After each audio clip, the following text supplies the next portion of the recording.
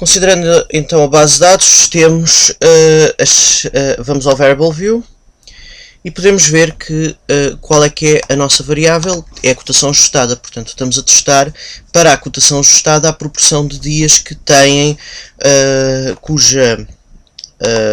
cujas cotações ajustadas são inferiores ou iguais a 17. Portanto, nesse caso são as cotações ajustadas, estamos a lidar com a variável cotação ajustada. Indo aqui, vemos imediatamente que a measure é scale. Se a measure é scale, estamos a lidar com uma variável quantitativa. Portanto, tínhamos ordinal, nominal ou scale. Portanto, estamos a lidar com uma variável quantitativa. E é quantitativa contínua. Portanto, vamos então, dado este resultado, portanto, estamos a trabalhar com uma variável quantitativa, já sabemos que no teste binomial vamos ter de definir o caso de sucesso a partir disso, de uma variável quantitativa. Portanto, então vamos ao Analyze, Non-Parametric Tests, One Sample. Portanto, clicamos primeiro em Fields, exatamente como fazíamos para o caso das qualitativas. Portanto, e vemos que o SPSS, como não sabe qual é que é a variável que nós queremos testar, põe todas. Todas as variáveis da base de dados ele vai pô-las aqui. Então vamos ter de selecionar aquelas que não são e clicar nesta setinha para elas saírem dos test fields. A data também não é, portanto fica só nos test fields a variável que nós queremos testar. Vamos clicar em Settings agora e vamos clicar em Customize Tests. Clicamos aqui no Compare Observed Binary Probability to Hypothesize Binomial Test, exatamente como fazíamos para as variáveis qualitativas. Vamos clicar em Options. E, portanto, aí, temos aqui a proporção da hipótese nula, que era 12%, portanto, a percentagem da hipótese nula era 12%, logo a proporção da hipótese nula era 0,12%, portanto, pomos aqui 0,12%. Agora, a questão seguinte é, vamos ter de definir um intervalo, portanto, o sucesso. Se fosse uma variável qualitativa, tínhamos de definir o sucesso, se fosse nominal ou ordinal, e temos aqui os simples, teríamos de definir o sucesso como definimos no caso anterior. Agora, para definir o sucesso, e reparem, definir sucesso para campos contínuos, o que é que isso significa?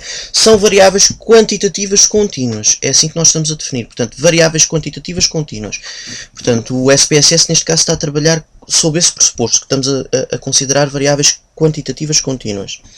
Portanto, e neste caso o sucesso é igual ou inferior a...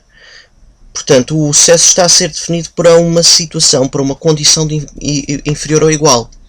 Portanto, e vamos voltando ao enunciado, víamos que a ideia é cotações ajustadas inferiores ou iguais a 17.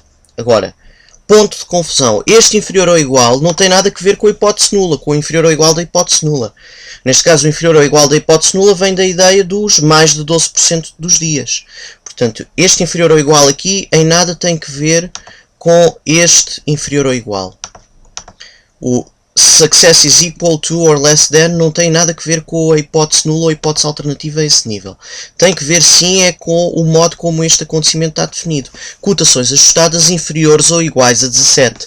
Então nós vamos ter de pôr aqui esta condição, inferiores ou iguais a quê? O sucesso é definido para cotações ajustadas inferiores ou iguais a 17. Portanto, o ponto de corte é o 17. Portanto, este inferior ou igual refere-se sempre ao ponto de corte. Portanto, e é isso que temos de ter muita atenção na definição das proporções e do ponto de corte, como iremos ver noutras linhas.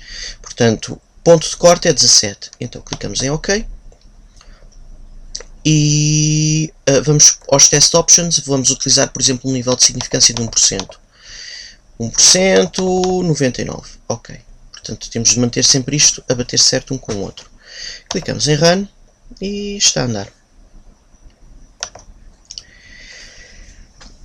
E o SPSS dá-nos aqui um resultado. Agora, é preciso ter cuidado com a decisão do SPSS, porque nós, quando estamos a lidar com testes unilaterais, temos sempre de ver se é o caso que, se o SPSS neste caso está a considerar um teste unilateral ou bilateral, porque ele tende a calcular conforme a questão da rejeição da hipótese nula e o nível de significância, ele vai calcular conforme seja o valor da proporção amostral.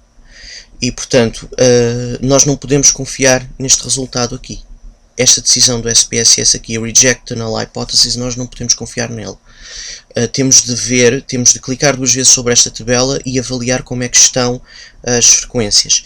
Agora, a única coisa que isso já vai ser feito no próximo vídeo, a única questão que por enquanto se coloca, este vídeo foi só para analisar a base de dados e obter este resultado.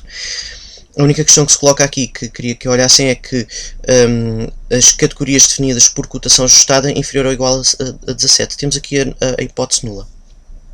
A hipótese nula está aqui expressa, portanto, categorias definidas por cotação ajustada inferior ou igual a 17 e superior a 17 ocorrem com probabilidades de 0,12 e 0,88, respectivamente. Portanto, esta é a hipótese nula.